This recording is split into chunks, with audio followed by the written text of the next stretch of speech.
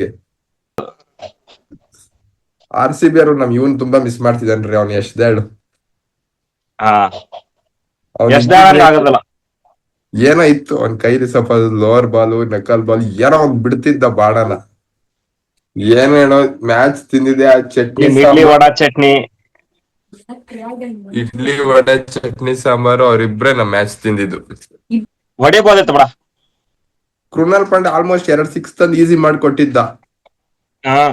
ಆ ಸ್ಟ್ರೈಕ್ ಅವನ ಇಟ್ಕೊಂಡು 20 ರನ್ ಅವನಿಗೆ ಆಡ್ಬಿಡ್ಬೇಕಿತ್ತವ. ಹೊಡಿತಿದ್ದ ಅವನು ಒಂದ್ 2 6 ಹೊಡಿತಿದ್ದ. ಬಾಲ್ ಈ ಕಪಿ ನನ್ ಮಗ ಒಂದು ಶಾರ್ಟ್ ಬಾಲಿಗೆ ಹೊಡಿಲಿಲ್ಲ. ಬ್ಲಾಕ್ ಡ್ರ್ಯಾಗನ್ ನನ್ ಮಗ ಕಪಿ ನನ್ ಮಗ ಸುಮ್ನೆ ಬೀಸ್ತಿದ್ದಾನೆ ಬ್ಯಾಟ್ ನ. ಒಂದು ಫುಲ್ ಟಾಸ್ ಲೆಗ್ ಮೇಲೆ ಬಂದಿತ್ತಲ್ಲ ಅದನ್ನ ಬಾಲ್ ಮಿಸ್ ಮಾಡಿದ್ ಬಿಡ. ಅದು ಸಿಕ್ಸ್ ಇದ್ರ ಮ್ಯಾಚ್ ಇನ್ನ ಸಮೀಪ. ಮತ್ತೆ ದಿಗ್ವೇಶ್ ರಾತಿದ್ ಫಸ್ಟ್ ಬಾಲ್ ಅದು ಶಾರ್ಟ್ ಇತ್ತು, ಅದನ್ನು ಹೊಡೆದ್ ಬಿಸಾಕ್ ಬಂದಿತ್ತು ಅಲ್ಲಿ ಮಿಡ್ ವಿಕೆಟ್ ಅಲ್ಲಿ. 12 ರನ್ ಅದನ್ನ ಹೋಗಿ ತೊಡೆಲ್ ಹೊಡಿತಿದ್ದಾನೆ. ಏನ್ ತೊಡೆಲ್ 6 ಹೊಡೆದ 6 ಕೊಡ್ತಾರೆ ಅಂತ ಮಂಗೊಂದೆ.